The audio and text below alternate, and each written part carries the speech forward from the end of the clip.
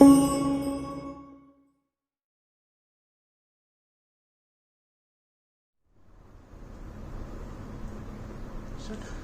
Students, आज जो मैं आपको डाइजेस्टिव सिस्टम पूरा एंड होने के बाद, डाइजेशन एंड एब्जॉर्प्शन चैप्टर पूरा फिनिश होने के बाद, हम आज आपको फिर से सर्कुलेटरी सिस्टम की तरह एक रिवीजन वीडियो डालने जा रहा हूं।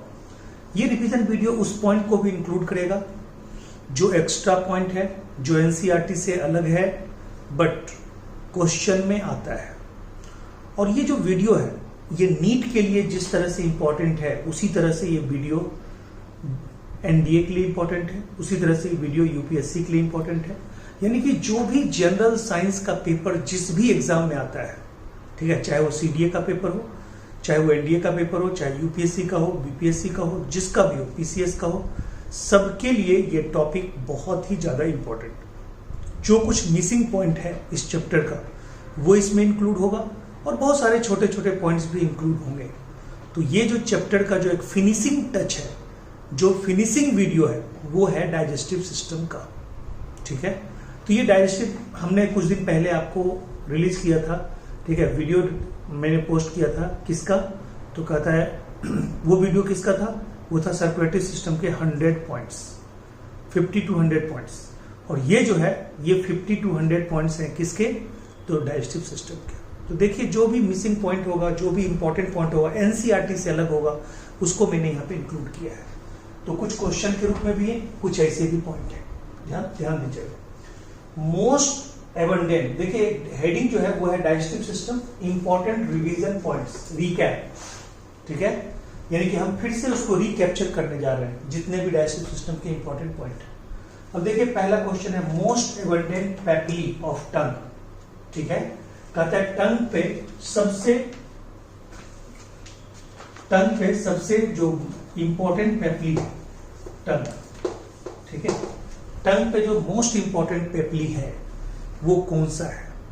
तो कहता है मोस्ट एबंडेंट पेपली वही है जिस पेपली में कोई भी टेस्ट बर्ड नहीं होते। यानी कि मोस्ट इंपॉर्टेंट पेपली वही है जिसमें कोई टेस्ट बर्ड होता ही नहीं है। और मैंने ये आपको बता रखा है कि टंग में डिफरेंट टाइप ऑफ पेपली होते हैं जो टेस्ट बर्ड को कंटेन करता है, लेकिन एक पेपली ऐसा है जिसमें कोई टेस्ट बर्ड नहीं होता है और उसका नाम है फीलीफॉर्म पेपली। और मैंने ट्रिक क्या बताया था? Fill in the blanks. Fill in the blanks actual में क्या होता है?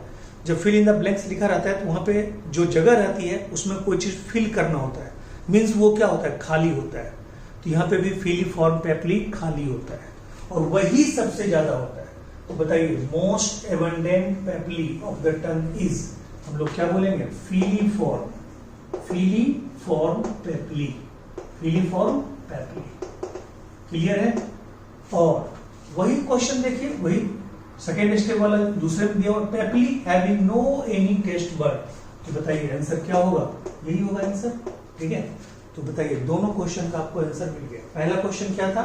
Most abundant papillae of tongue is, most abundant संख्या में सबसे ज्यादा है बट इस पे कोई भी टेस्ट बर्ड नहीं है। तो मोस्ट एबंडेंट संख्या में सबसे ज्यादा, एबंडेंट का मतलब ये होता है पेपली ऑन टंग इज फीलीफॉर्म पेपली। और कहता है कि papillae having no any taste bud, ये भी इसका भी आंसर होगा फीलीफॉर्म पेपली। अब आइए, apparatus as red dots on tongue and contain taste bud for salt, sweet and sour। ठीक है, कहता है साल्ट के लिए भी, स्वीट के लिए भी और सॉर के लिए भी। ठीक है, ये तीनों देखिए एस से शुरू होता है। तीनों किससे शुरू होता है? एस से। तो कहता है कि ये तीनों एस से शुरू होता है और ये जो पेपली है ना, ठीक है, कहता है कि ये पेपली होता है फंजीफॉर्म पेपली। कौन सा पेपली? फंजीफॉर्म पेपली, फंजीफॉर्म पेपली। क्लियर है पॉइंट? यानी फंजीफॉर्म पेपली। क्लियर है पॉइंट? यानी तीसरे क्वेश्चन का आंसर आपको ये मिल गया। ठीक है, first question, second question, third question, तीसरे क्वेश्चन का आंसर मिल गया। ठीक है, फंजीफॉर्म पेपली। अब आइए, papillae not fully developed in human. ठीक है, जो ह्यूमन में फुल्ली डेवलप्ड होता ही नहीं है उसको बोलते हैं फोलिएट पेपली। ठीक है, कौन सा? Foliate, foliate papillae. ठीक है, अब आइए लास्ट, लार्जेस्ट पेपली। ठीक है, कहता है टंग पे लार्जेस्ट पेपली कौन है? ठीक है, नॉब लाइक पेपली कौन है? तो कहता है लार्जेस्ट पेपली जो है टंग पे, ठीक है, वो आपका है, ठीक है, फॉर बीटर। यानी कि ये देखिए, ये था किसके लिए? सॉल्ट के लिए, स्वीट के लिए, सॉर के लिए। तो बच गया कौन सा टेस्ट? बीटर। इसके लिए जो है लार्जेस्ट पेपली वो है सर्कमवैलेट।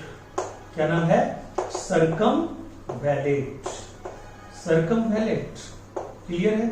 सर्कमवैलेट यानी circumvallate papillae is the largest papillae on tongue. ठीक है, यानी सर्कमवैलेट जो पेपली है वो सबसे बड़ा पेपली है। ठीक है, उसमें भी टेस्ट वर्ड्स होते हैं। किसके लिए? बीटर के लिए। फंजीफॉर्म में भी टेस्ट वर्ड होते हैं। किसके लिए?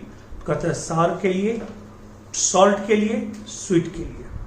फीलिफॉर्म पेपली में कोई टेस्ट वर्ड नहीं होते और फोलिएट पेपली अपने टंग में डेवलप ही नहीं होता है। बोलिए, यहां तक क्लियर है?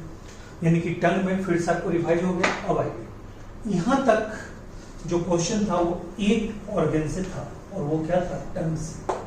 ठीक है, अब आइए, कहता है लार्जेस्ट सैलिवरी ग्लैंड, तो आपने पढ़ा ही होगा। कहता है लार्जेस्ट सैलिवरी ग्लैंड जो है वो है पैरोटिड ग्लैंड। कौन सा ग्लैंड? Parotid gland. यानी लार्जेस्ट सैलिवरी ग्लैंड है वो है पैरोटिड ग्लैंड, वो है पैरोटिड ग्लैंड। यानी लार्जेस्ट सैलिवरी ग्लैंड जो है वो है पैरोटिड ग्लैंड। क्लियर है? स्मॉलेस्ट जो ग्लैंड है सैलिवरी ग्लैंड वो कौन है? वो है आपका सबलिंगुअल ग्लैंड। ठीक है, सबलिंगुअल ग्लैंड। लेकिन देखिए अब क्वेश्चन थोड़ा सा घुमा के है।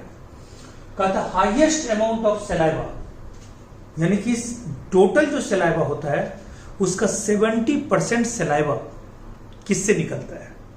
तो ये थोड़ा सा आपको ट्विस्टेड है। सबसे बड़ा ग्लैंड होने का मतलब ये नहीं है कि वो सबसे ज्यादा सलाइवा निकालता है। नो, सबसे बड़ा ग्लैंड है पैरोटिड ग्लैंड, बट वो सलाइवा निकालता है मात्र 25%। 70% सलाइवा वो निकालता है जिस सैलिवरी ग्लैंड का नाम सबसे बड़ा है सुनने में। तो आपका कौन सा बड़ा ग्लैंड है? सब मैक्सिलरी और सब मैंडिबुलर। तो इसका आंसर होगा सब मैक्सिलरी और सब मैंडिबुलर। यानी कि सब मैक्सिलरी एंड सब मैंडिबुलर, सब मैंडिबुलर, सब मैक्सिलरी और सब मैंडिबुलर, सब मैक्सिलरी और सब मैंडिबुलर। ये 70% सलाइवा को, ठीक है, highest percentage of secretion, highest percentage of secretion. Clear है? Highest percentage of secretion. कहते हैं हाईएस्ट परसेंटेज ऑफ सेक्रीशन, सबसे ज्यादा परसेंटेज किसका है? सेक्रेशन का है। इसका 70%। 25% किसका है? इस पैरोटिड ग्लैंड का। ठीक है, जो लार्जेस्ट वाला इसका कितना है? ये पैरोटिड का, इसका है 25%। ठीक है, और जो सबसे छोटा बताए थे, ठीक है, कौन था? सबलिंगुअल, जिसके डक्ट का नाम है रेविनस डक्ट, उसका मात्र 5%। ठीक है, चलिए अब देखिए, in adult casein is digested by. अब आप सुनिए कि जो केसीन प्रोटीन होता है, मिल्क प्रोटीन होता है, वो बच्चों में रेनिन के द्वारा डाइजेस्टेड हो जाता है। रेनिन उसको क्या करता है? उसको पैराकेसिन और कैल्शियम पैराकेसिनेट में बदल देता है। बट उसको रेनिन उसको क्या करता है? ठीक है, मतलब पैराकेसिन और कैल्शियम पैराकेसिनेट में बदल देता है। रेनिन यही करता है। लेकिन कहता है एडल्ट में रेनिन नहीं होता।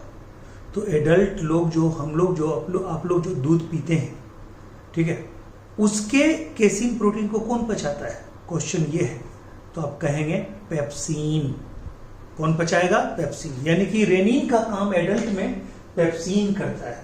यानी इन एडल्ट केसिन प्रोटीन, ठीक है, इज डाइजेस्टेड बाय, तो क्या बोलेंगे यहां पे? Pepsin, pepsin. ठीक है, यानी कि एडल्ट में कौन करेगा? पेप्सिन। ठीक है, एडल्ट में पेप्सिन पचाएगा। क्लियर है? चलिए, the function of uridyl transferase. अब देखिए यहां पे एक दो पॉइंट आपको बताते हैं। कहता है कि जो बच्चा होता है ना, ठीक है, मतलब इसको आप ऐसे समझिए कि मतलब बच्चों में मिल्क के प्रोटीन को पचाने वाला जो एंजाइम होता है, बच्चों में मिल्क के प्रोटीन को यानी केसिन प्रोटीन को पचाने वाला एंजाइम जो है वो है रेनिन, वो बच्चों में ही होता है, एडल्ट में नहीं होता है। तो एडल्ट में उसको कौन पचाया? पेप्सिन। ठीक उसी तरह केसिन तो मिल्क प्रोटीन था, बट कहता है मिल्क शुगर कौन होता है? लैक्टोज। मिल्क शुगर कौन होता है? लैक्टोज। और ये लैक्टोज को पचाने के लिए जो एंजाइम होता है लैक्टेज, ठीक है। तो कहता है कि लैक्टेज की मात्रा भी धीरे धीरे कम होने लगती है, एडल्ट में जाके बिल्कुल कम हो जाती है। यानी कि दूध के प्रोटीन को पचाने वाला एंजाइम भी धीरे धीरे कम हो जाता है एडल्ट में, और दूध के शुगर को पचाने वाला एंजाइम भी कम हो जाता है धीरे धीरे एडल्ट में।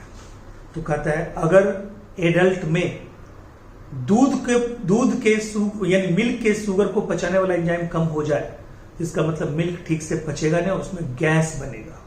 यानी lactose is not converted into glucose and galactose. Lactose disaccharide है, वो अगर टूटेगा तो उसको आप क्या बोलिएगा? ग्लूकोज प्लस गैलेक्टोज में टूटेगा। लेकिन अगर एंजाइम नहीं है तो लैक्टोज लैक्टिक एसिड में कन्वर्ट हो जाएगा, गैस बन जाएगा, ठीक है, और गैस की बीमारी हो जाती है। उसको बोलते हैं लैक्टोज इंटॉलरेंस। क्या बोलते हैं उसको? Lactose intolerance. देखिए यहां पे एक बीमारी का नाम लिखा हुआ है, ठीक है। तो ये पॉइंट आपका क्लियर हो गया, लैक्टोज इंटॉलरेंस, ठीक है, अकर्स ड्यू टू क्या बोलेंगे? Absence of lactase in adult, ठीक है। एडल्ट में लैक्टेज की कमी हो जाएगी, एडल्ट में लैक्टेज की कमी हो जाएगी, जिसके कारण क्या होगा? ठीक है, ये बीमारी होगी लैक्टोज इंटॉलरेंस। बोलिए क्लियर है पॉइंट? Lactose intolerance clear. अब आइए द फंक्शन ऑफ यूरिडाइल ट्रांसफर। अब इसका देखिए हम बताने जा रहे हैं, इसका क्या है सो सुनिए। अब ये तो आप समझ गए लैक्टोज इंटॉलरेंस। लैक्टोज इंटॉलरेंस किस में होगा? एडल्ट में होगा, ठीक है। अब आइए कहता है कि ये जो गैलेक्टोज है ना, ये गैलेक्टोज यानी कि मान लीजिए कि लैक्टेज एंजाइम बच्चा में तो है, लैक्टेज एंजाइम, तो बच्चा में क्या होगा? बच्चा में होगा कि लैक्टोज को ग्लूकोज प्लस गैलेक्टोज में बदल देगा, और गैलेक्टोज का कोई फर्दर मेटाबॉलिज्म नहीं होता, गैलेक्टोज का कोई यूज भी नहीं होता, ठीक है। इसलिए गैलेक्टोज एक एंजाइम के प्रेजेंस में जस्ट बदल जाता है ग्लूकोज में, यानी galactose is also further transform into glucose, and this conversion requires an enzyme known as uridyl transferase. Uridyl transferase, तो ये देखिए the function of uridyl transferase. अब क्या बोलिएगा? क्या बोलिएगा? यानी कि गैलेक्टोज को कन्वर्ट करेगा किसमें? ग्लूकोज में, ग्लूकोज में, ठीक है। गैलेक्टोज को कन्वर्ट करेगा किसमें? ग्लूकोज में। यानी यूरिडाइल ट्रांसफेरेज एंजाइम, अच्छे से नोट बना लीजिएगा, यूरिडाइल ट्रांसफेरेज एंजाइम क्या करेगा? गैलेक्टोज को किस में कन्वर्ट करेगा? ग्लूकोज में, ठीक है। गैलेक्टोज को कन्वर्ट करेगा ग्लूकोज में। और मैं आपको बता दूं, सपोज ये एंजाइम की कमी हो जाए, ये एंजाइम बॉडी में ना रहे, एंजाइम की डिफिशियंसी हो जाए, तो फिर क्या होगा? गैलेक्टोज की मात्रा बढ़ते जाएगी, गैलेक्टोज की मात्रा बढ़ते जाएगी, बढ़ते जाएगी, बढ़ते जाएगी। बॉडी में जब गैलेक्टोज जरूरत से ज्यादा जमा हो जाएगा तो उस बीमारी को बोलते हैं गैलेक्टोसेमिया, और उसके कारण मेंटल रिटार्डेशन होगा, और ये होगा किसमें? बच्चों में होगा। तो देखिए इधर लिखा हुआ है गैलेक्टोसेमिया, गैलेक्टोसेमिया यानी ये गैलेक्टोसेमिया, ठीक है, जो बीमारी होगी, ठीक है, ये किसके कारण होगी? Due to deficiency of uridyl transferase enzyme, uridyl transferase enzyme, uridyl transferase enzyme, ठीक है। यूरिडाइल ट्रांसफेरेज एंजाइम के कारण ये क्या होगा? बोलिए, ठीक है। गैलेक्टोसेमिया होगी। ठीक है, क्लियर हो? यानी कि गैलेक्टोज इंटॉलरेंस उसको बोलते हैं। ठीक है, चलिए एक आपने लैक्टोज इंटॉलरेंस पढ़ा। लैक्टोज इंटॉलरेंस किसमें? एडल्ट में, और गैलेक्टोज इंटॉलरेंस किसमें? बच्चों में। क्लियर है पॉइंट?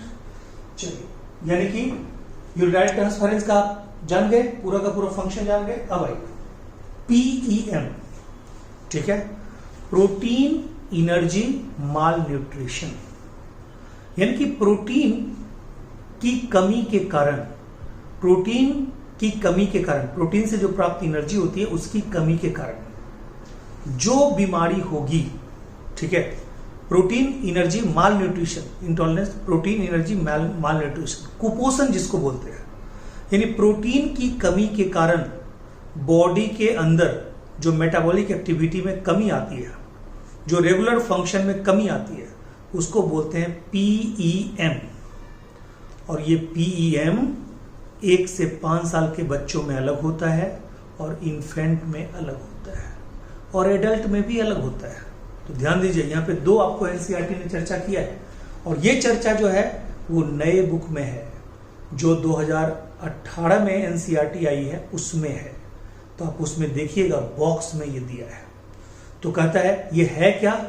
तो कहता है ये इसमें होता क्या है?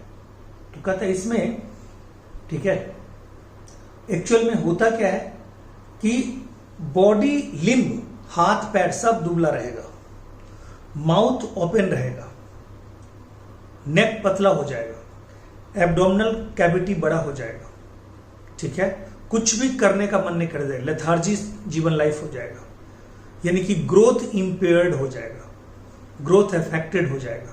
ठीक है, और कहता है इस बीमारी को हम लोग बोलते हैं क्वासीकोरकर, यानी 1 से 5 साल की उम्र में protein energy malnutrition in 1 to 5 age children is, बोलिएगा क्वासीकोरकर।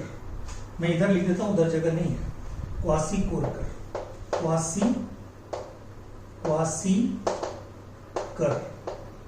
क्वासीओरकर, ठीक है, उसको क्या बोलेंगे? क्वासीओरकर। क्लियर है पॉइंट? उसको बोलेंगे क्वासीओरकर। ठीक है, चलिए अब आइए, ठीक है, फिर कहता है प्रोटीन माल न्यूट्रिशन, एनर्जी माल न्यूट्रिशन इन इन्फेंट, ये कॉज करेगा मैरेस्मस। इसका जगह यही है तो मैं यहीं पे लिख देता हूं मैरेस्मस, मैरेस्मस। और ये किसके लिए था? ये क्वासीकोरकर के लिए था। ठीक है, ये मैरेस्मस यानी प्रोटीन माल एनर्जी माल न्यूट्रिशन इन इन्फेंट, ठीक है, वो क्या होगा? मैरेस्मस। लगभग इसका भी वही है, बस ये बच्चा में होता है और वो लक्षण सिम्टम दोनों का लगभग सेम है। और एक होता है protein mall nutrition in adult, हम लोग में उसको बोलते हैं लेथायरिज्म। क्या बोलते हैं? लेथायरिज्म। तो यहीं पे मैं लिख दूं, एक क्वेश्चन और डाल दूं, ठीक है, इन एडल्ट, तो एडल्ट में क्या बोलिएगा? यहां पे लिख देता हूं एडल्ट, और एडल्ट में क्या बोलिएगा? एडल्ट में बोलिएगा, ठीक है, लेथायरिज्म, लेथायरिज्म, ठीक है, लेथायरिज्म। तो यहां पे मैं एक ट्रिक आपको बता देता हूं, देखिए ट्रिक क्या है, ठीक है, KLMNOP,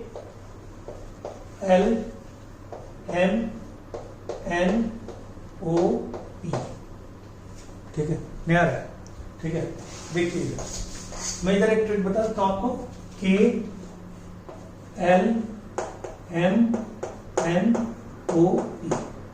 ये ट्रिक है, KLMNOP। ये जो KLMNOP लिखा हुआ है, ठीक है, KLMNOP, तो कहता है ये क्या लिखा हुआ है?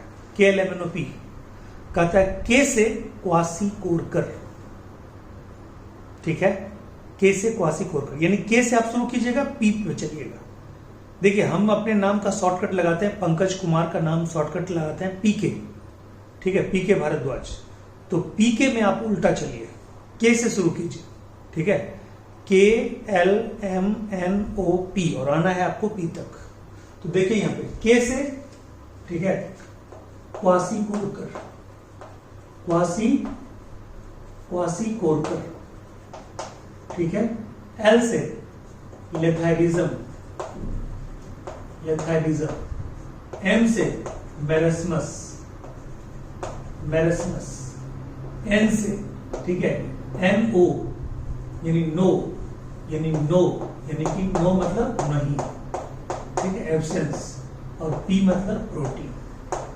यानी अगर बॉडी में, ठीक है, भोजन में प्रोटीन की कमी हो जाए, यानी कि अगर भोजन में प्रोटीन की कमी हो जाए, ठीक है, भोजन में प्रोटीन की कमी हो जाए, क्लियर, यानी कि आपका जो बैलेंस डाइट है उसमें प्रोटीन एनर्जी माल न्यूट्रिशन हो जाए, प्रोटीन की डिफिशियंसी हो जाए, dietary deficiency of protein causes, पहला kwashiorkor in kwashiorkor in 1 to 5 age children, marasmus in infant and lethargism in adult, ठीक है, जब आपके भोजन में प्रोटीन की कमी हो जाए तो। क्लियर है पॉइंट? अब देखिए, कहता है कि जब प्रोटीन की बात चल रही है तो बता दीजिए कैलोरीफिक वैल्यू, ठीक है, और फिजियोलॉजिकल वैल्यू। मैं आपको बताऊं फिजियोलॉजिकल वैल्यू और कैलोरीफिक वैल्यू दोनों में अंतर होता है, ठीक है। कैलोरीफिक वैल्यू हुआ कि 1 ग्राम फैट या 1 ग्राम प्रोटीन या 1 ग्राम कार्बोहाइड्रेट से टोटल कितना एनर्जी मिलेगा, ठीक है, टोटल एनर्जी कैपेसिटी कितनी है 1 ग्राम फैट, 1 ग्राम कार्बोहाइड्रेट, 1 ग्राम, ठीक है, प्रोटीन की। बट फिजियोलॉजिकल वैल्यू का मतलब होता है बॉडी के सेल को एक्चुअल में मिलता कितना है, ठीक है, एक्चुअल में मिलता कितना है, ठीक है। तो देखिए इसका मतलब क्या है कि कैलोरीफिक वैल्यू हमेशा क्या होगी, ज्यादा होगी, ठीक है, और फिजियोलॉजिकल वैल्यू हमेशा क्या होगी, कम होगी, क्योंकि कुछ इधर उधर हीट लॉस के रूप में खत्म हो जाता है। तो ध्यान दीजिएगा, ठीक है, कैलोरीफिक वैल्यू और, ठीक है, फिजियोलॉजिकल वैल्यू। तो मैं यहाँ पे एक चार्ट बना देता हूँ, छोटा सा चार्ट के रूप में, ठीक है, समझे, CPL। तो कैलोरीफिक वैल्यू मैं यहाँ पे लिखता हूँ और फिजियोलॉजिकल वैल्यू यहाँ पे लिखता हूँ। कैलोरीफिक वैल्यू है इसका, ठीक है, 4.1, इसका है 5.65 और इसका है 9.45, ठीक है, यानी कि ये है, ठीक है, 4.1, 5.65, 5.65 और 9.65। किसी को अगर यहां दिखाई नहीं पड़ रहा है तो मेरी आवाज सुन के आप ले सकते हैं। यानी कैलोरीफिक वैल्यू जो है वो कार्बोहाइड्रेट का है 4.1, प्रोटीन का है 5.65 एंड लिपिड का है 9.65, ये 9.45। और जो फिजियोलॉजिकल वैल्यू है वो क्या होगा, उससे कम होगा। तो फिजियोलॉजिकल वैल्यू में कोई डाटा याद रखने की जरूरत नहीं, इसका भी 4, इसका भी 4 और इसका 9, ठीक है, 4 4 9, कार्बोहाइड्रेट का 4, प्रोटीन का 4 और क्या बोलिएगा, यानी कि लिपिड का 9, लिपिड का कैलोरीफिक वैल्यू 9.45। तो ये है, और आपको जान के आश्चर्य लगेगा, ठीक है, कि फिजियोलॉजिकल कैलोरीफिक वैल्यू जो अल्कोहल का होता है वो होता है 16, ठीक है, 16 होता है, इसलिए आदमी को एनर्जी बर्दाश्त नहीं होता, इधर उधर गिरते पड़ते रहता है। बोलिए यहां तक आपको ठीक है, कोई दिक्कत? अब आइए, अब देखिए इतना टर्म को और डिस्कस करना है इसी में, तो इतने टर्म को हमें और डिस्कस करना है, तब जाके ये रिवीजन वीडियो पूरा होगा, ठीक है। तो देखिए सबसे पहला आपका क्या है, वेस्टिबुली, इसको भी फिनिश करेंगे अच्छे से, आराम से, उसको बोलते हैं वेस्टिबुली। वेस्टिबुली का मतलब क्या होता है? वेस्टिबुली का मतलब होता है ये जो हमारा ओठ है और ये जो टीथ है, दांत और ओठ के बीच का जगह, इसको ऐसे समझिए देहाती भाषा में, ठीक है, ओठ यानी लिप्स और माउथ, ये लिप्स और टीथ के बीच का जगह, माउथ के अंदर यानी बक्कल कैविटी में, ठीक है, लिप्स और टीथ के बीच का जगह, यानी वेस्टिबुली इज दी, ठीक है, गैप बिटवीन, ठीक है, क्या बोलेंगे, टीथ एंड लिप्स। क्लियर है point, teeth and lips, clear हो गया पॉइंट। अब देखिए कहता है हार्ड पैलेट, बक्कल कैविटी के रूफ को हम लोग बोलते हैं पैलेट, बक्कल कैविटी के रूफ को क्या बोलते हैं, पैलेट। और ये पैलेट बक्कल कैविटी को नेजल कैविटी से अलग करता है। यानी कि ये जो पैलेट है यही बक्कल कैविटी को नेजल कैविटी से क्या करता है, अलग करता है। तो ये हार्ड पैलेट हो या सॉफ्ट पैलेट हो, पहले तो मैं बता दूं, ये जो पैलेट है यानी पैलेट सेपरेट्स, ठीक है, क्या बोलेंगे, buccal cavity to nasal cavity. याद रखिएगा इसको, बीसी और एनसी कुछ अलग नहीं समझिएगा। Palate separates buccal cavity to nasal cavity, और ये पैलेट, ठीक है, रूफ ऑफ बक्कल कैविटी होता है। ये क्या होता है, रूफ ऑफ बक्कल कैविटी। इसका जो एंटीरियर पार्ट होता है, ठीक है, वो होता है हार्ड मतलब कौन सा पार्ट, एंटीरियर पार्ट, और सॉफ्ट होता है कौन सा पार्ट, पोस्टीरियर पार्ट, ठीक है। यानी पोस्टीरियर पार्ट होता है सॉफ्ट और एंटीरियर पार्ट होता है हार्ड, ठीक है। तो हार्ड पैलेट तो आप समझ गए, एंटीरियर पार्ट ऑफ पैलेट। अब कहता है ये जो हार्ड पैलेट होता है ना, यहां पे आप देखिएगा, उंगली ऐसे करके या अंगूठा डाल के देखिएगा ऐसे, वहां पे कुछ कुछ उभरा हुआ चीज मिलेगा वो होता है एक्चुअली में थिक, उसकी फोल्डिंग ट्रांसवर्स फोल्डिंग होती है। Thick transverse folding of epithelium of hard palate is known as palatine rugae, ठीक है, पैलेटाइन रूगी। यानी ये जो आप देख रहे हैं पैलेटाइन रूगी, इसके बारे में मैं लिख दूं, ठीक है, इसके बारे में लिख दूं कि it is folding of it is transverse, it is thick transverse folding of, it is thick transverse folding of, it is thick transverse folding of, ठीक है, क्या बोलिएगा, epithelium of, क्या बोलिएगा, ठीक है, हार्ड पैलेट, ठीक है। इसी को आप क्या बोलते हैं, पैलेटाइन रूगी, यानी कि थिक, ठीक है, ट्रांसवर्स फोल्डिंग ऑफ, क्या बोलिएगा, epithelial lining of hard palette. Clear है पॉइंट। अब आइए ऊवुला, ये जो बक्कल कैविटी, ये जो पैलेट जो है, पैलेट का पिछला पार्ट क्या है, सॉफ्ट पैलेट, और सॉफ्ट पैलेट जहां पे एंड करता है, यानी terminal point of soft palate is called uvula. यानी कि यूवुला का मतलब, ठीक है, क्या बोलिएगा, टर्मिनल, ठीक है, पार्ट ऑफ सॉफ्ट पैलेट, ठीक है, terminal part of soft palate, terminal part of soft palate is known as uvula, जो पीछे खुलेगा। और इसी ओवुला के दोनों तरफ जो दो लिम्फॉइड ऑर्गन होते हैं, जो दो लिम्फॉइड टिश्यू का बना हुआ प्रोजेक्शन होता है, ठीक है, वर्टिकल प्रोजेक्शन होता है, उसको बोलते हैं टॉन्सिल। और वो टॉन्सिल में कभी कभी इन्फ्लामेशन होती है इन्फेक्शन के कारण, इसलिए उस बीमारी को बोलते हैं टॉन्सिलाइटिस। क्या उसको बोलते हैं, टॉन्सिलाइटिस, ठीक है। तो बताइए टॉन्सिल, ठीक है, ऑन द साइड ऑफ क्या बोलिएगा, ऊवुला, यानी कि ऊवुला के साइड में क्या होगा, टॉन्सिल होगा, ठीक है। और ये कैसा ऑर्गन है, लिम्फॉइड ऑर्गन है, क्लियर है, लिम्फॉइड टिश्यू है। चलिए अब आइए, ये देखिए, अब अगला लिखा हुआ फ्रीनूलम, टंग के पीछे वाला पार्ट, यानी टंग का आगे वाला पार्ट ये हो गया, बट टंग का पीछे वाला पार्ट जिससे वो बक्कल कैविटी के फ्लोर से अटैच है, यानी the part of tongue by which it is attach to buccal cavity is known as frenulum, ये मत सोचिएगा कि टंग का फ्री वाला पार्ट जो घूमते रहता है फ्रीली, वो नहीं, जस्ट उल्टा, यानी टंग का वो पार्ट जो बक्कल कैविटी के बेस से अटैच हो, दैट इज कॉल्ड फ्रीनूलम, तो वो है फ्रीनूलम। क्लियर है पॉइंट।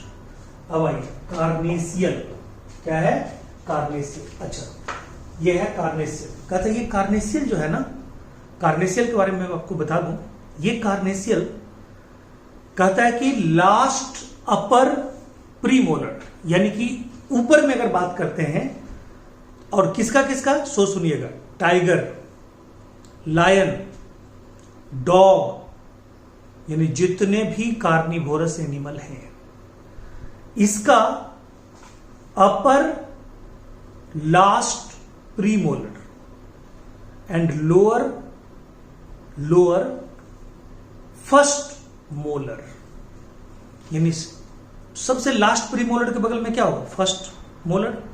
तो ऊपर का लास्ट प्रीमोलर और लोअर का फर्स्ट मोलर, उस टिथ को बोलते हैं कार्नेशियल टिथ। वो चीरने फाड़ने में काम आता है, मांस को चीरने में काम आता है। तो लीजिए ये कार्नेशियल, इसको मैं कहां पे लिखूं, तो मैं इधर लिखने की कोशिश करता हूं, कार्नेशियल को इधर लिखने की कोशिश करता हूं। ये देखिए यहां पे लिखने की कोशिश करता हूं, upper last premolar plus upper last premolar plus क्या बोलिएगा, lower first molar, lower first molar. किसको, मांस को चीरने में यूज होता है, उसको हम लोग क्या बोलेंगे, कार्नेशियल टिथ। कार्निवोरस में कार्नेशियल, कार्निवोरस से बना है कार्नेशियल, ठीक है, ये याद हो गया। अब देखिए tusk of walrus, tusk of walrus, ठीक है, अगर आपको पूछेगा तो कहिएगा मॉडिफाइड कैनाइन, यानी tusk of walrus modified canine, modified canine, ठीक है, मॉडिफाइड कैनाइन। और एलिफेंट का अगर पूछेगा, एलिफेंट का अगर पूछेगा टस्क, एलिफेंट में जो दांत निकला रहता है बाहर में व्हाइट कलर का, तो उसके बारे में अगर पूछेगा तो कहिएगा इंसीजर, अपर इंसीजर, अपर इंसीजर, ठीक है। अगर नहीं आपको दिखाई पड़ रहा है तो आप जरूर नोट कर लीजिएगा। एलिफेंट में यानी tusk of elephant is modified upper incisor, और वालरस में क्या बोलिएगा, कैनाइन, यानी canine is modified into tusk in walrus, और upper incisor is modified into tusk in क्या बोलिएगा, ठीक है, क्या बोलिएगा, एलिफेंट। क्लियर। अब आइए डेग्लूटिशन, क्या बोलेंगे, डेग्लूटिशन। ये जो डेग्लूटिशन है, डेग्लूटिशन का मतलब स्वैलिंग, ठीक है, यानी कि भोजन को निगलना। डेग्लूटिशन का मतलब होता है भोजन को निगलना, भोजन को निगलने का प्रोसेस होता है डेग्लूटिशन, यानी कि भोजन जो निगलते हैं हम लोग, ठीक है, स्वेलिंग करते हैं, उसको बोलते हैं डेग्लूटिशन। क्लियर है पॉइंट।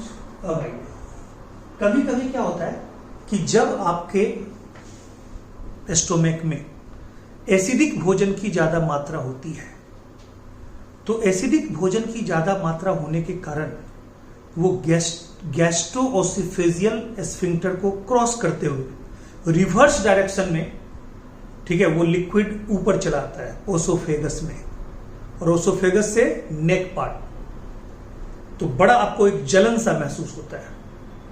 पानी पी के आप उसको न्यूट्रलाइज करने की कोशिश करते हैं, वो जलन बहुत देर तक आपको रहेगा, कभी कभी देखिएगा, ठीक है, रिवर्स हो जाता है, तो कहता है उसको बोलते हैं कार्डियक बर्न। उसको क्या बोलते हैं, हार्ट बर्न या कार्डियक बर्न और पायरोसिस, हार्ट बर्न और पायरोसिस, हार्ट बर्न और पायरोसिस। हार्ट बर्न और पायरोसिस का मतलब क्या बोलिएगा, due to acidic, full of acidic content in stomach, ठीक है, द एसिडिक सब्सटेंस, ठीक है, comes reversibly in oesophagus and ultimately neck region causes, ठीक है, हार्ट बर्न और पायरोसिस। क्लियर। और ये आपको पहले बता चुके हैं गैलेक्टोसेमिया, लैक्टोज इंटॉलरेंस, ठीक है, ये आपको पूरा बता चुके हैं। तो इस लाइन में जितना भी चीज है ये आपका क्लियर हो चुका, ठीक है। अब आइए कहता है लास्ट, ठीक है। अब देखिए लास्ट में क्या है आपको, ठीक है, वो मैं पहले बता दूं आपको। देखिए यहां पे क्या है, कहता है कि लीवर, ऊपर में चलिए एक पॉइंट बताने जा रहे हैं। लीवर जो है, ठीक है, लीवर में आपने क्या पढ़ा, एक एक्स्ट्रा पॉइंट हमने लीवर का लिखा। लीवर में आपने क्या पढ़ा कि लीवर के अंदर कोई भी एंजाइम्स नहीं होती। लीवर के अंदर सिर्फ बाइल जूस होता है। बाइल जूस के दो पार्ट होते हैं, ठीक है, बाइल जूस के दो पार्ट होते हैं, और बाइल जूस में जो दो पार्ट होते हैं उसमें होता है बाइल पिगमेंट और बाइल सॉल्ट। बाइल सॉल्ट में सोडियम पोटासियम टोरोकोलेट, हमने पहले सोडियम टोरोकोलेट बोला था, उसमें पोटासियम भी जोड़ लीजिएगा। Sodium potassium taurocholate, sodium potassium ग्लाइकोकोलेट और सोडियम बाइकार्बोनेट, ठीक है, क्लियर है पॉइंट। ये तीनों होता है बाइल सॉल्ट में। बाइल सॉल्ट का फंक्शन आप पहले जानते हैं, इमल्सिफिकेशन, जिसमें बड़े बड़े इनसॉल्युबल फैट मॉलिक्यूल को स्मॉल सॉल्युबल फैट मॉलिक्यूल में, छोटे छोटे मॉलिक्यूल में तोड़ा जाता है, जिससे लाइपेज का एक्शन हो सके। क्लियर है। लेकिन अब देखिए क्या होता है, कहता है कि ये मतलब इमल्सिफिकेशन हो गया, ये बाइल सॉल्ट ने इमल्सिफाई कर दिया। ये बाइल पिगमेंट क्या करता है? बाइल पिगमेंट में दो चीज है, बिलीरुबिन और बिलीवर्डिन। बिलीवर्डिन को अभी आप एक जगह छोड़ दीजिए, उसका कलर ग्रीन होता है। जिसका येलो होता है बिलीरुबिन को, उसको आप ले लीजिए। बिलीरुबिन, ठीक है, मतलब वहां से निकलने के बाद इंटेस्टाइन में आता है, और इंटेस्टाइन में जब वो आता है तो इंटेस्टाइन में, ध्यान से सुनिएगा, वो किस रूप में आता है सो देखिए। यानी कि लीवर से बाइल जूस, लीवर के अंदर बाइल जूस में बाइल पिगमेंट बिलीरुबिन, और बिलीरुबिन कहां आता है? इंटेस्टाइन में। तो इंटेस्टाइन में बिलीरुबिन दो फॉर्म में टूट जाता है। एक आप देखिए क्या है, एस्टर्कोबिलिनोजेन, और एक है यूरिकोबिलिनोजेन, ठीक है। ये जो है यूरिकोबिलिनोजेन, ये जब ब्लड में जाता है तो बदल जाता है यूरोकोबिलिन में, ठीक है, और ये जब उसमें जाता है तो बदल जाता है एस्टर्कोबिलिन में,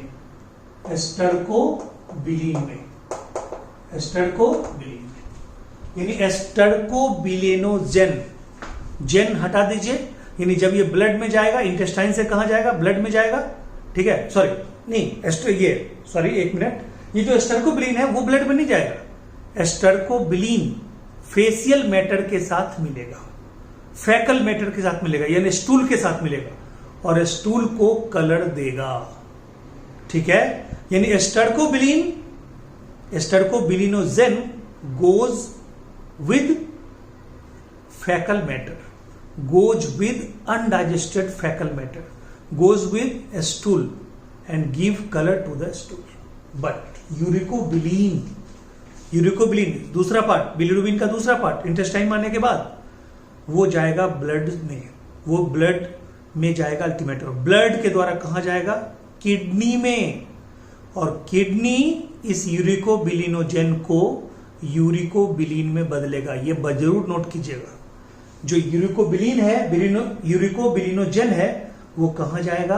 कहता है ब्लड में जाने के बाद वो जाएगा किडनी के पास, और किडनी उस यूरिकोबिलिनोजेन को यूरिकोबिलिन में बदलेगा, और वो यूरिन के द्वारा बाहर निकलेगा, और यूरिन का कलर इसी यूरिकोबिलिन के कारण होगा।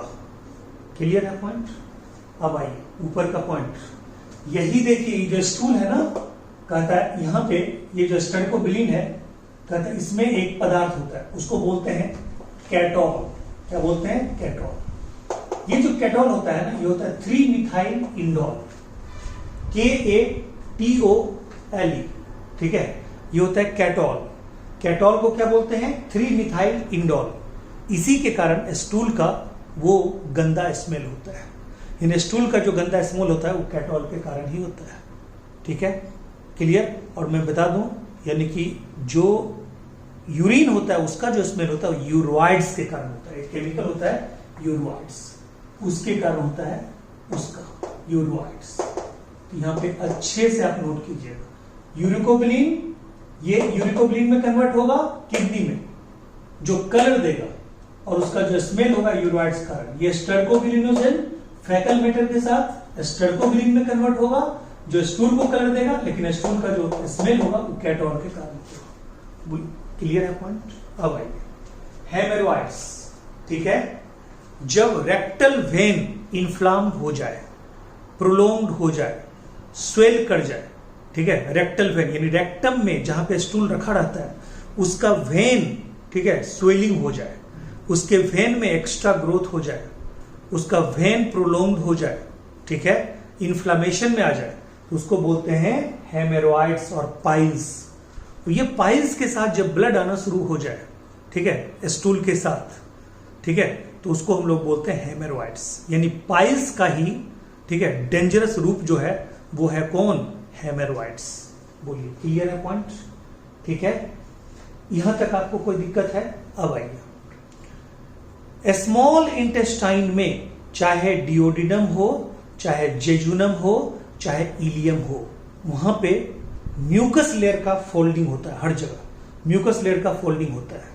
यानी कि जैसे मान लीजिए ये अगर म्यूकस लेयर है तो ये म्यूकस लेयर ऐसे ऐसे ऐसे ऐसे करके फोल्डिंग होता है, ठीक है, ऐसे ऐसे करके फोल्डिंग होता है, आप देखेंगे भी। यानी कि वो फोल्डिंग कहां कहां पे होता है? डिओडिनम में भी होता है, जेजुनम में भी होता है, इलियम में भी होता है। कहता है उसी फोल्डिंग को, यानी म्यूकस फोल्डिंग को, म्यूकस फोल्डिंग को क्या बोलते हैं? म्यूकस फोल्डिंग को बोलते हैं प्लीका सर्कुलेरिस। क्या बोलते हैं? प्लीका सर्कुलेरिस, ठीक है, या प्लीसिया सर्कुलेरिस, जो बोलना है बोलिए, कंफर्टेबल होगा, प्लीका सर्कुलेरिस। और एक होता था प्लीका सेमिल्यूनेरिस, वो होता था आंख में न्यूक्लिटेटिंग मेम्ब्रेन का वेस्टिजियल फॉर्म, ठीक है, क्लियर है पॉइंट? और गल्ट, ये जो गल्ट है ना, ठीक है, गल्ट के बारे में भी एक बड़ा स्पेशल पॉइंट बोला जाता है, ठीक है। कहता है कि gut associated lymphoid tissue, GALT is the, ठीक है, जीआईटी ये sorry GALT is the GIT associated lymphoid tissue, या गट एसोसिएटेड लिम्फोइड टिश्यू भी बोलिएगा, कोई बात नहीं। यानी कि गैस्ट्रो इंटेस्टिनल ट्रैक्ट में जो एसोसिएटेड लिम्फोइड टिश्यू होता है उसको बोलते हैं गल्ट, ठीक है। तो गल्ट मतलब जीआईटी एसोसिएटेड लिम्फोइड टिश्यू, ठीक है। ये डिफ्यूज पैचेज होता है, यानी कहीं कहीं एकदम, कहीं मतलब सब जगह डिफ्यूज छितरा हुआ रहता है, एकदम मतलब बिखरा हुआ रहता है, ठीक है, डिफ्यूज टाइप का, मतलब क्लियर आपको दिखाई नहीं पड़ेगा। कौन? GALT, diffuse patches of lymphoid tissue, of lymphoid tissue. और यही जब एग्रीगेट हो जाए, यही जब जमा हो जाए, ठीक है, कौन? गल्ट जब इकट्ठा हो जाए तो उसी को बोलते हैं पेयर्स पैचेज। क्या बोलते हैं? उसी को क्या बोलते हैं? पेयर्स पैचेज, उसी को बोलते हैं पेयर्स पैचेज, ठीक है, उसी को बोलते हैं pairs patches, PAYERS, pairs patches. Clear है? ठीक है, बोलिए, यहां तक आपको दिक्कत है? ठीक है, अच्छा, ये जो है, ये जो आपको बताया प्लीका सर्कुलेरिस, ये सब जगह होता है, ठीक है, बट जेजुनम में थोड़ा सा ज्यादा होता है। क्लियर है? अब आइए, गल्ट में बता दिए, गल्ट में क्या बोले? पैचेज ऑफ लिम्फोइड टिश्यू, यानी कि सब जगह जो गट यानी जीआईटी एसोसिएटेड लिम्फोइड टिश्यू होगा, वही जब इकट्ठा हो जाएगा, ठीक है, कहां पे? तो कहता है जेजुनम के पास, ये सॉरी लास्ट में इलियम के पास, तो उसको हम लोग कहते हैं पेयर्स पैचेस, यानी कि एग्रीगेटेड फॉर्म ऑफ, ठीक है, क्या? गल्ट इज कॉल्ड पेयर्स पैचेस, ठीक है। अब आई इंटेस्टिनल ग्लैंड। इंटेस्टिनल ग्लैंड के एक्चुअल में दो पार्ट, एक क्रिप्स ऑफ लिवरकुम और एक ब्रूनर्स ग्लैंड। क्रिप्स ऑफ लिवरकुम ये पाया जाता है किसमें? ये पाया जाता है सब म्यूकोसा में, सब म्यूकोसा में। और ये ब्रूनर्स ग्लैंड किसमें पाया जाता है? म्यूकोसा में, ये म्यूकोसा में, ठीक है। तो कहता है, यहां पे ध्यान दीजिएगा, ये आपको पहली बार मैंने बताया था, ये क्रिप्स ऑफ लिवरकुम जो है, इसमें 3 पार्ट होते हैं, एक पैनिक सेल, एक अर्जेंटेफिन सेल और एक गॉबलेट सेल। एक कौन सा? गॉबलेट सेल, यानी जी लिख देता, गॉबलेट, गॉबलेट सेल। ये आपका क्या है? अर्जेंटेफिन सेल, अर्जेंटेफिन सेल, ठीक है। और ये क्या है? ठीक है, पी से, ठीक है, पैनिक सेल, पी से पैनिक सेल, पैनिक सेल, ठीक है, पी से पैनिक सेल, ठीक है, अर्जेंटेफिन सेल, और ये गॉबलेट सेल। बताइए, क्रिस्टस ऑफ लीवर खून में कितने सेल होंगे? 3 सेल होंगे। कौन कौन? तो कहता है जी सेल, पहले तो P cell, Paneth cell, A for argentaffin cell, और जी फॉर क्या बोलिएगा? जी फॉर, ठीक है, गॉबलेट सेल। यानी कि जो पैनिथ सेल होता है वो इंटेस्टिनल जूस को निकालता है, इंटेस्टिनल इंजाइम को निकालता है, ठीक है, कौन? Paneth cell. दूसरा ये जो होता है आर्जेंटेफिन सेल, उससे एक, ठीक है, उससे एक सब्सटेंस निकलता है, उसको बोलते हैं 5 हाइड्रोक्सी ट्रिप्टामाइड, ठीक है, 5 हाइड्रोक्सी ट्रिप्टामाइड, ठीक है, क्लियर है पॉइंट? यानी कि 5 हाइड्रोक्सी ट्रिप्टामाइड ये इंटेस्टिनल मूवमेंट को कंट्रोल करता है, इंटेस्टिनल मूवमेंट को औकात में रखता है, ठीक है। तो कहता है 5 हाइड्रोक्सी ट्रिप्टामाइड। अगर आप यहाँ पे हमें लिखने का जगह नहीं है और इसको हमें बचा के भी रखना है दूसरे क्लास के लिए, तो मैं इसलिए कर रहा हूँ 5 हाइड्रोक्सी ट्रिप्टामाइड, ठीक है, यानी कि 5 हाइड्रोक्सी ट्रिप्टामाइड। ये किससे निकलता है? आर्जेंटेफिन सेल से। और ये करता क्या है? ये इंटेस्टिनल मूवमेंट को कंट्रोल करता है। क्लियर है? अब आइए, आर्जेंटेफिन सेल हो गया, गॉबलेट सेल वही म्यूकस को सेक्रेट करता है। दूसरा है ब्रूनर्स ग्लैंड, ये भी म्यूकस को सेक्रेट करता है, और ये निकलता भी कहां से है? म्यूकोसा लेयर से, म्यूकोसा लेयर से, और सेक्रेट करता है म्यूकस, ठीक है। अब आइए, कहता है कि ये जो रैबिट है ना, रैबिट में जो स्मॉल इंटेस्टाइन का पार्ट है सबसे बैक में, यानी इलियम के पास, वो जाके एक ब्लाइंड सैक लाइक स्ट्रक्चर बनाता है, ठीक है, यानी कि वो एक मतलब फोल्ड हो जाता है और एक सैक लाइक स्ट्रक्चर बनाता है रैबिट में, सिर्फ रैबिट। उसको बोलते हैं सैकुलस रोटंडस, ठीक है, यानी कि रैबिट में ये पाया जाता है, रैबिट में सैक लाइक, ठीक है, एंड ऑफ क्या बोलिएगा? Small intestine, SI. क्लियर? अब आइए, जो अपना लोग का कोलोन होता है, जो अपना लोग का कोलोन है, वो कोलोन में 3 लॉन्गिट्यूडनल बैंड्स होते हैं। जो लॉन्गिट्यूडनल बैंड्स होते हैं उसको बोलते हैं टीनी कॉली, वो स्मूथ मसल फाइबर का बना होता है। ये देखिए कोलोन, कोलोन के 4 पार्ट होते हैं, आपको पता है, ascending colon, transverse colon, descending colon, sigmoid colon या पेल्विक कोलोन। यहां पे ये कोलोन जो है, इसमें 3 लॉन्गिट्यूडनल फोल्ड्स होते हैं। ये 3 जो लॉन्गिट्यूडनल फोल्ड्स होंगे, ठीक है, ये बैंड्स होंगे, वो स्मूथ मसल फाइबर का बना हुआ है, स्मूथ एमएफ लिखा हुआ है, स्मूथ मसल फाइबर। इसको बोलते हैं टीनी कॉली, टीनी कॉली, ठीक है। और ये टीनी कॉली जब चिपक जाता है, जब कॉन्ट्रैक्ट कर जाता है ऐसे करके, तो वो एक बैग लाइक स्ट्रक्चर बना देता है, to form pocket like structure या बैग लाइक स्ट्रक्चर। उसको बोलते हैं हॉस्ट्रा, HAUSTRA, इसको बोलते हैं हॉस्ट्रा। इसको क्या बोलते हैं? हॉस्ट्रा, ठीक है। तो ये मैंने आपको बताया, ये टोटल इतने पॉइंट आपको डाइजेस्टिव सिस्टम में हमने आपको अलग से बताया। यानी कि जो रिवीजन पॉइंट होता है, जो रिकैप पॉइंट होता है, ठीक है, वो ये मैंने 50 to 100 पॉइंट्स आपको मैंने डील किया लगभग, ठीक है। तो ये 50 to 100 पॉइंट्स आपको बहुत काम आएगा, हर कंपटीशन के लिए ये है। और एक वीडियो डाइजेस्टिव सिस्टम से रिलेटेड और आपको हम रिलीज करेंगे, वो भी वीडियो नीट के लिए भी होगा, जनरल कंपटीशन के लिए भी होगा, ठीक है, वो एनडीए के लिए भी होगा, यूपीएससी के लिए भी होगा, बीपीएससी के लिए भी होगा, पीसीएस के लिए भी होगा, और वो जो होगा विटामिन्स का वीडियो होगा, वो भी आपको आजकल में मिल सकता है, यानी वो विटामिन का वीडियो है। क्लियर है पॉइंट? यानी विटामिन पे एक और वीडियो आपका तैयार होगा, ठीक है। तो आप इंतजार कीजिए उस वीडियो का। Thank you so much.